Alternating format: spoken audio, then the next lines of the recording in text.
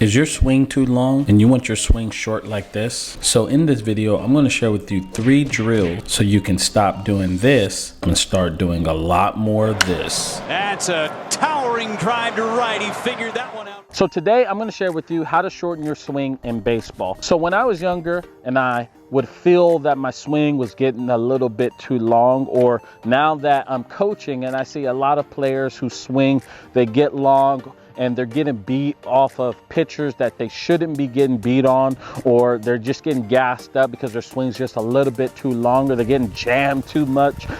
Usually the issue is their top hand. So if they're a right-handed hitter, it'd be their right hand, and if they're a left-handed hitter, it would be their left hand. And basically what's happening is not getting activated, and that's how you shorten your swing up. Usually what I've seen is the bottom hand starts taking over, and that gets a little bit long. When the top hand takes over, it really gets you in that bat path, that plane. Now, I don't want you to get too top hand dominant where you start rolling over. You'll see a lot of kids that are too top hand dominant. They get here and then they just go bam, and they're just rolling over balls. Now, you want to still work both the bottom hand and the top hand, but the top hand is the one that will help you shorten your swing, like in the quickest way. You could probably go out right now, you take a few swings and you just use your top hand and just take a few swings off the tee, and your swing will shorten up drastically. That's what we're going to do today. We're going to do drills that I highly recommend to shorten your swing and get that top hand feel, because if you want to be consistent, you want to hit line drives,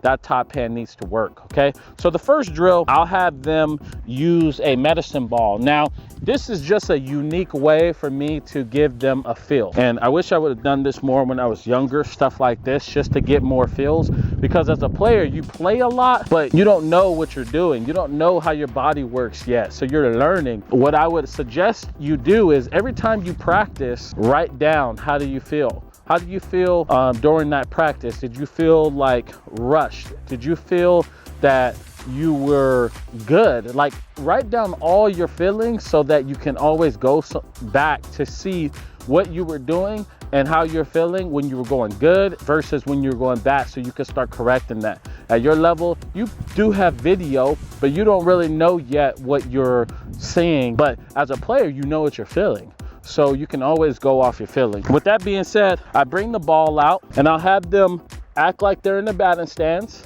and then get ready, get loaded, everything. And they're gonna naturally do this. If you're a coach, they're gonna naturally go here to get it back. They're gonna load, and then as they throw, they're gonna use their core, and they're going to stay tight to their body to throw it. And what I'll say is, I'll have them do it in the batter's box. So let's just say right here, here's the batter's box, and I'll have them try to throw as far as they can towards the L screen or towards the back of the net. What's gonna happen is they're gonna go like 5 to 10 feet.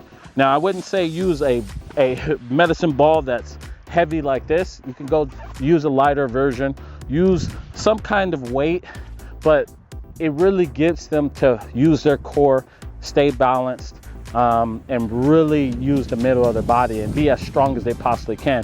You'll notice that they're going to instantly get in a balanced position with their head in between. They call this the power triangle, and they're going to really start using their lower half. They're going to be in a balanced position, and when they throw this, you see they're going to stay on their backside. That quad gets activated. The heel goes right underneath them, so they're really getting on that backside. And then they're going to be soft on this front foot, which is what you want. You'll see them load just without anything. They'll load back, and I can feel my core right now. And then they're going to use their core to drive this out front towards the pitcher. And that's what we want. That's the sequence that we want. So I have them use this medicine ball, and what you'll notice is that everything's going to be tight in here. And if they do get out here, the ball's going to drop and go probably like right there, and you're going to be like, all right, now beat that. And then they're going to figure out how to keep it here tight inside their body to get it out front. And you'll start noticing too, they'll go out here like this, and if they throw it and they go here, they throw it and then they go like that, you'll say, all right, see that direction? See how you went just down to it? Now get it out more out front and drive upwards through it, and you'll start seeing they're going to put that upward swing naturally. They're going to figure it out themselves. So I have them use that medicine ball first. And I want them to feel being tight to their body. I want them to feel their core. I want them to feel their backside. I ask them, what are you feeling right now? And try to get them to talk.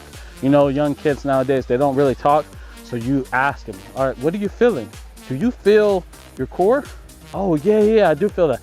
Do you feel how this is close to your body? Oh, yeah, I do feel that. And you just ask those questions and you pull it out of them if you have to. And then you say, oh, yeah, that's good. What else do you feel? And you get them to start talking. Now you got them talking, you tell them to remember that feeling. So now we use a small bat. I'll go right here just like this. And I'll tell them to use their top hand, stay tight to the core, all the things that they were feeling.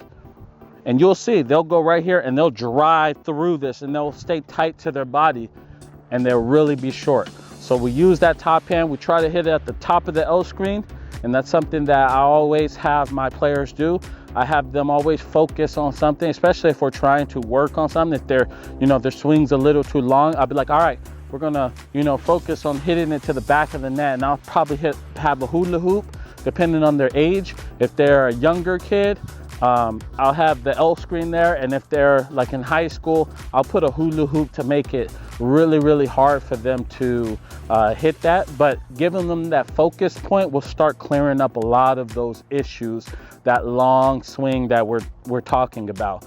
So we'll do that with the top hand. Again, they'll be trying to hit the L screen or they'll be trying to hit the hula hoop. And then after that, I'll have them pick up the bat and I'll have them choke up a little bit, okay? And I'll have them get pretty close to this. I'll have them be pretty close, kind of like this right here, real close to this. And I'll say, hit this ball right up the middle. And I actually learned this from Troy Gloss. I was playing with the St. Louis Cardinals. Troy Gloss was there. And I have a big old story, but there was like multiple times he told me this. And one of them was because I was opening up a little bit. My swing was getting a little too long, like on the inside pitches. So I was going here and then they were beating me. So I was, you know, wasn't driving it, but I'll top spin balls. So it really wasn't good. But that was one way he told me. And then another way he told me on a 2-strike approach that helped me out a lot. But anyways, so you get close to here. Right, you choke up and we're going to try to hit this ball right up the middle. Okay, it's pretty difficult and it's going to feel really, really in on you. But what you'll notice is that if they go here, their swing's going to get too long, but you'll notice that they'll get in here and they'll work in their body, work in here, whack, like that, pull their hands in and they'll drive this ball right up the middle.